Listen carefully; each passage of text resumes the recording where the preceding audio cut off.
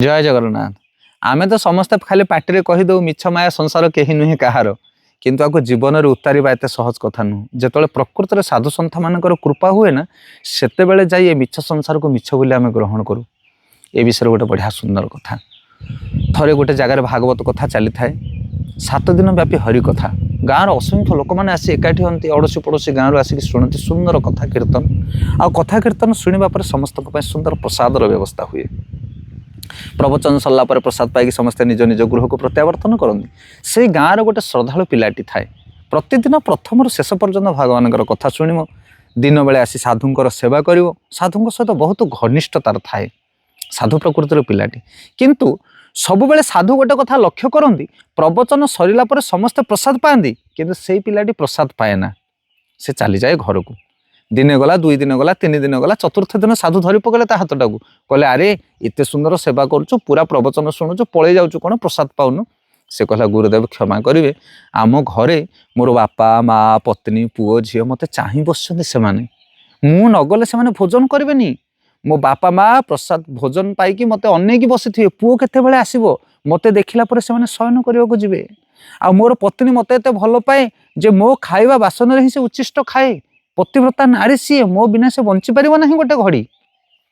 पिला मानकर कथा कौन कहि एत छोट छोट पिला से माने मो सहित खाती एत भल पाती मो परिवार लोक मैंने मत मुझे छाड़ी ये खाई पारे ना।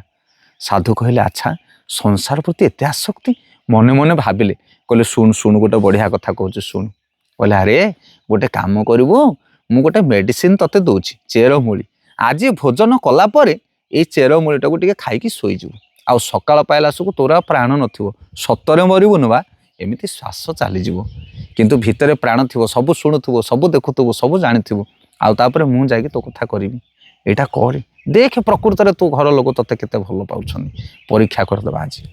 सेया कला पिलाटी संध्या बेले भोजन कर सारिबा पर सेथुरु चेरमूली मेडिसिन देथिले ताकू गुरुजी खाई देकी सोई गला आउ सोईछि जे सोईछि सकाळ पाहांतियारु प्रतिदिन उठे तार तो सकाळ उठा अभ्यास किंतु आज सकाळ पाई बहुत विलंब है कि उठिबार नहीं।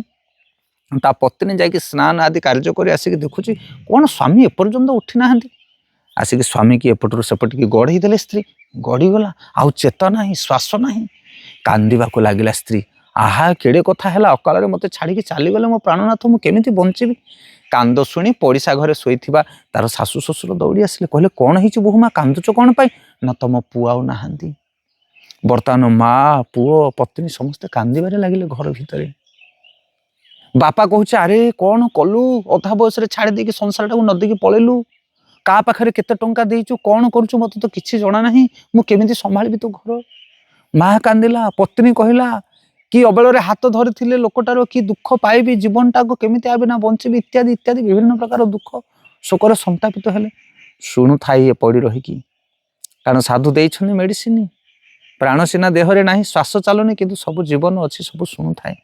किसी समय पर ओडिशा पड़िशा लोक मैंने जमा हो गले कांदर रोल छुटिला कोकई सज है मशाणी की जीव बर्तमान सब यही समय साधु आसिले पहुँचले।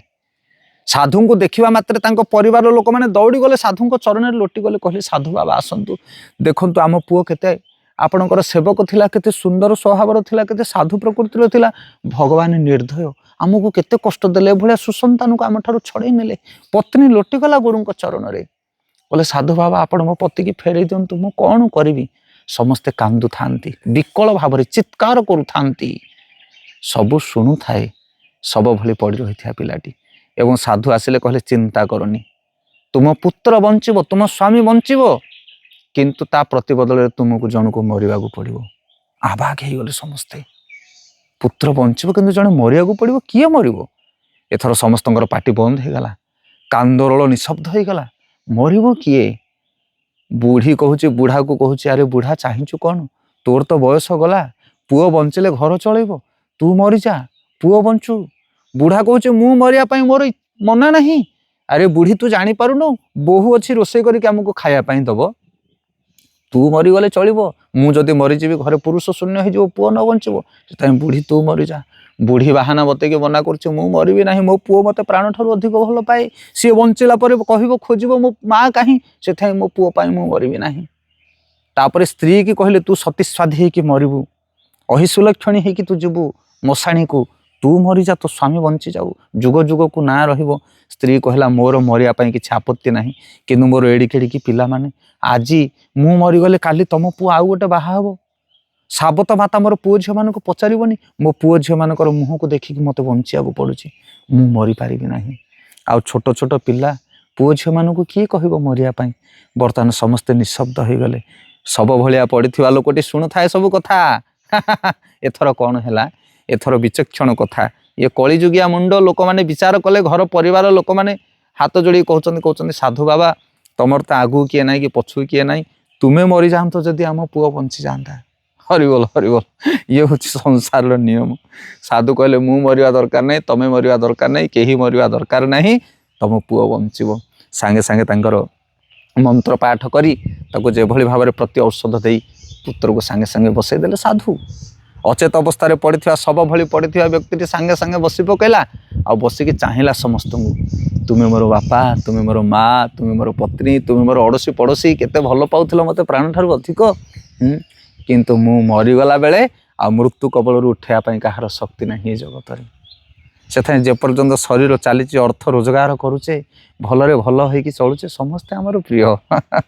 କିନ୍ତୁ ବିପଦ ସମୟରେ କେବଳ ସାଧୁସନ୍ଥ ଭଗବାନ ହେଉଛନ୍ତି ଆମର ନିଜର, ତାଙ୍କ ଛଡ଼ା କେହି ନାହିଁ। ପିଲାଟି କହିଲା ଗୁରୁଦେବ, ଆଜିଠାରୁ ମୁଁ ତୁମ ସଙ୍ଗରେ ଚାଲିଯିବି, ଏ ଜଗତ ମୋତେ ଦରକାର ନାହିଁ, ଏ ମିଛ ମାୟା ସଂସାର ମୋତେ ଲୋଡ଼ା ନାହିଁ, ଯେଉଁଠି କେବଳ ଆକ୍ଟିଂ କରନ୍ତି ନିଜର ଭଳିଆ ଲୋକମାନେ। ଆଜିଠାରୁ ମୁଁ ଚାଲିଯିବି, ଘର ଛାଡ଼ିବି, ବାପା ମା ପତ୍ନୀ ପୁତ୍ର ଧନ ସମ୍ପତ୍ତି କିଛି ଲୋଡ଼ା ନାହିଁ। ଯେଉଁ ସାଧୁ ମୋ ପାଇଁ ମରିଥାନ୍ତା, ମୁଁ ସେ ସାଧୁ ପାଇଁ ମରିଗଲି ଜଗତରୁ। ସାଧୁ କହିଲେ ଆରେ ବାବା ଉଚ୍ଛନ୍ନ ହଅନା, ମୁଁ ତୋତେ ତୋ ସଂସାରକୁ ପରିତ୍ୟାଗ କରିବା ପାଇଁ ଏଇ ଜ୍ଞାନ ଦେଇନି, ମୁଁ ଏଇଥିପାଇଁ ତୋତେ ଏଇ ଶିକ୍ଷା ଦେଲି କି ଏ ସଂସାର ଭିତରେ ଆମେ ରହିବା, ବାପା ମା ଜମି ବାଡ଼ି ଘର ଦ୍ୱାର ପୁତ୍ର କନ୍ୟା ସମସ୍ତଙ୍କୁ ଭଲ ପାଇବା, ସମସ୍ତଙ୍କ ପାଇଁ ଶ୍ରମ କରିବା, ଇଏ ହେଉଛି ଆମର କର୍ତ୍ତବ୍ୟ। କିନ୍ତୁ ଆସକ୍ତି ହେବାନି ତାଙ୍କ ପ୍ରତି, ତାଙ୍କ ବିନା ଯେ ବଞ୍ଚିପାରିବାନି ଏଭଳି ନିଷ୍ପତ୍ତି ନିଅ ନା। ଆମର ପ୍ରକୃତରେ ପ୍ରେମ ପୁରୁଷ ହେଉଛନ୍ତି ଭଗବାନ, ସେ ହେଉଛନ୍ତି ପରମ ପିତା, ତାଙ୍କ ପାଇଁ ଆମେ ବଞ୍ଚିବା ଦରକାର।